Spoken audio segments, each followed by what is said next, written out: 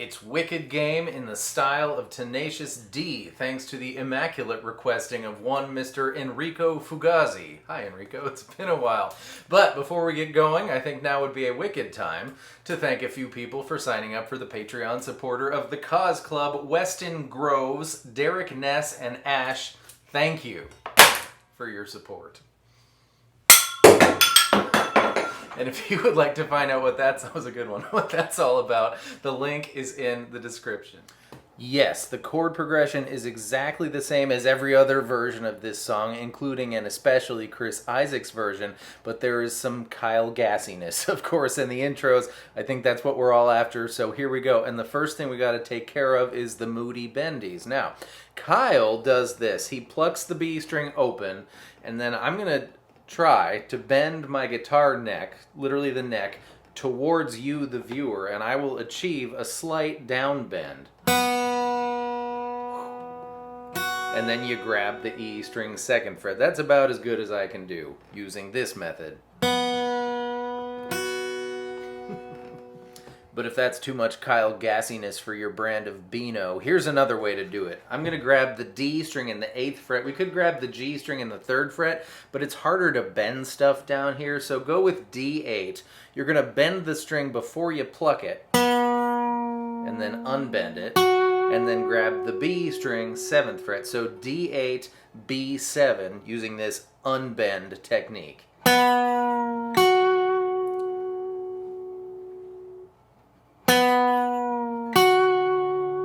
I like that way better. And of course there's this way, but this way is too silly even for me. Don't do that. And then we run into this pretty fantastic situation. Grab the B string in the 3rd fret. You're going to pluck it and slide up to 5. But we also want to hear the open baby E string. Then down to 3, still both strings. 2nd fret. When you hit the open, you're just going to pluck B, then E. So, 3 to 5, 3, 2, open, open. And then it's G2 followed by open E, G1, and then we're going to slide into E. You just tinkle away on your E chord, however it's natural to you.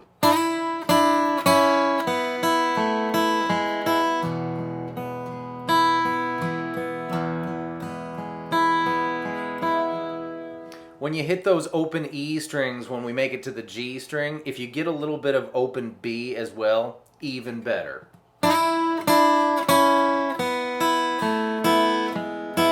And if you use your pointer finger for that G1, you'll have a much easier time sliding into E, as I just discovered.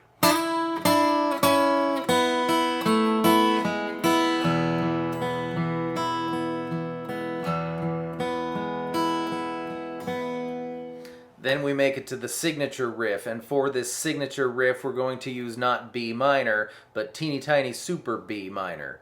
Teeny tiny super guy, anybody? I think I had the mug. Anyways, it's just going to be E2, B3, G4, and here's a particular plucking pattern for you, a P cubed. It's going to be G, E, B, G,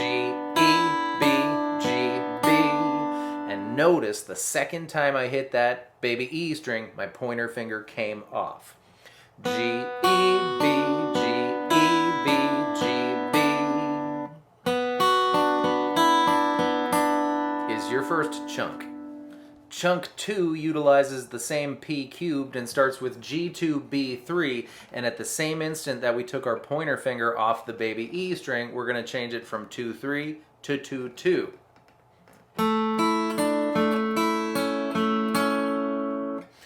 G, E, B, G, E, B, G, B.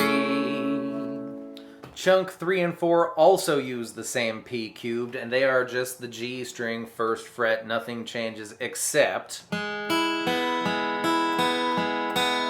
that was chunk 3. Chunk 4 is the same thing, but maybe instead of hitting just the G string for your first pluck, hit kind of most of your E chord. So, that's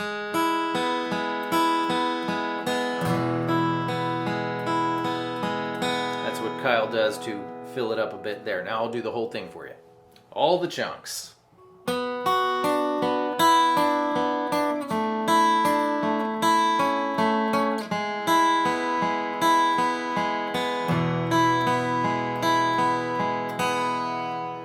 And then the whole rest of the song, since they did a very short version of the song, the whole rest of the song, regardless of what version you're doing, is B minor, A, and E. 2 E's, but the sus4's his second E. Pinky finger to the G string 2nd fret and then back off. B minor.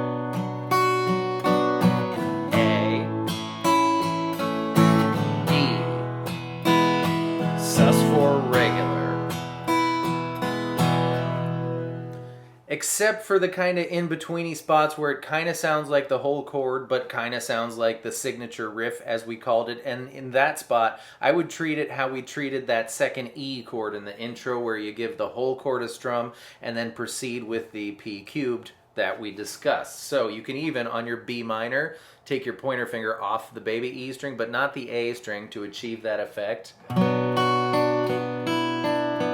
He doesn't do the A with the B string 3rd fret, he just does. And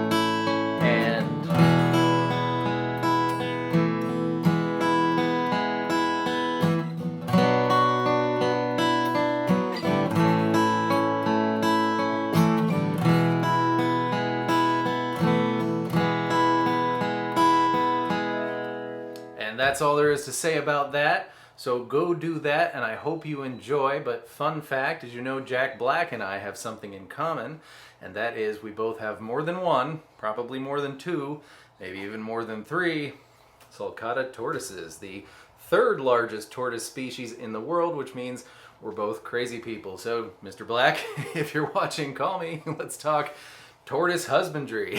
Everybody else, thank you so much for being here. On behalf of King Plachacha and I, we hope that was fun. And we'll see you more time with stuff helpful. Oh God, goodbye.